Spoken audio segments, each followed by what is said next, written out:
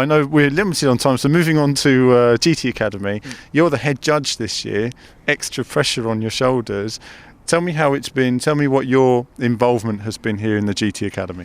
I think mentor has always been a difficult one, which is what I've always done before. Mentoring the drivers is something that is interesting because it's just seeing them grow from when we first get them on the very first day, and then actually see them evolve over the sort of the days and the different driving that they have to do, and it's how they adapt to it, it's how they take the pressure once, like today we've only got 3, they're going to lose 2 tonight, so we only have that sort of 1 for tomorrow from each region, and then there's another extra pressure that comes with that, and it's just trying to work out as the mentors and as a mentor in the past of seeing which one seems to have the right ingredients. Now he may not be the quickest one at the beginning, but it's so surprising how the sort of like today with their sort of final driving that they had, that there's a slight twist that always gets thrown into it, and that's happened every single year that I've done it, and this is the 5th one.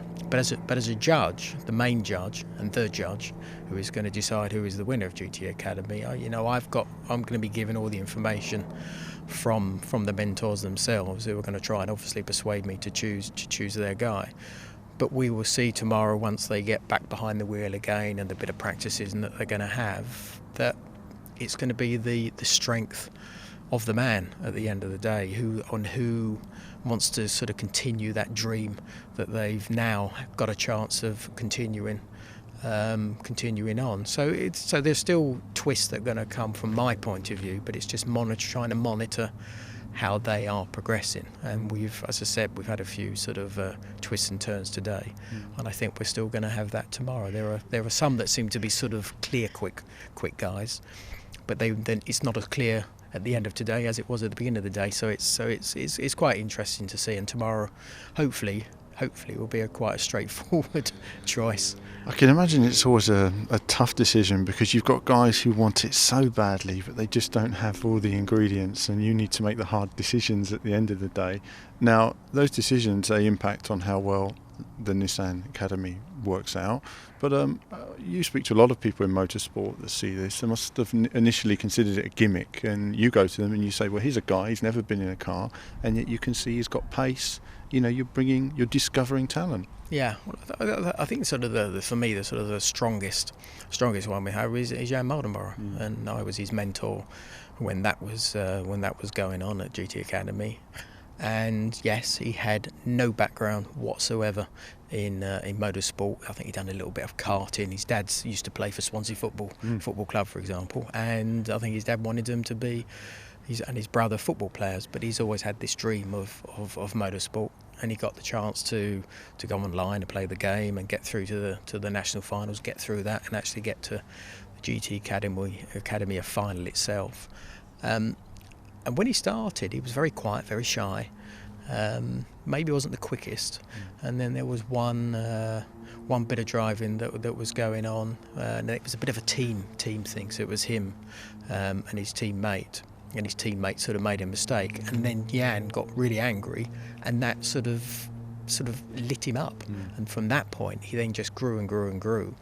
And by the time we did the final race, he was the quickest guy out there. And since then, since winning GT Academy, he's doing European Formula 3 this year, in only his second ever year in motorsport, against guys who have done karting since they were 8 years old. I think there's a couple of ex-world champions and European champion karting champions, and there's Jan, who had a year in British GT and a bit of the Blancpain endurance series as well in a GT car, in a Nissan GTR, and yet he's doing an absolutely brilliant job in a very competitive formula, which is Formula 3, and especially the European Championship. So if you go back on what the whole thing started out from, the virtual world and trying to bring on a gamer, I think it's surprised a lot of people how successful it has been. And I think it surprised me how the guys have adapted. I think that's been the biggest thing that